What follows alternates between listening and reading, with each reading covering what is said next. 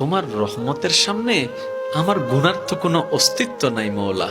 আমার গুনাহ না হয় পাহাড় পরিমাণ হবে, বেশি থেকে বেশি আসমান পরিমাণ হবে, না হয় পুরা পৃথিবী পরিমাণ হবে। তোমার রহমত তো অগণিত, তোমার রহমত তো অসীম, তোমার রহমত তো আনলিমিটেড। এবার রব্বে করিম বলে, তাহলে ঘাবড়াস কেন, তাহলে মন ছোট করস কেন?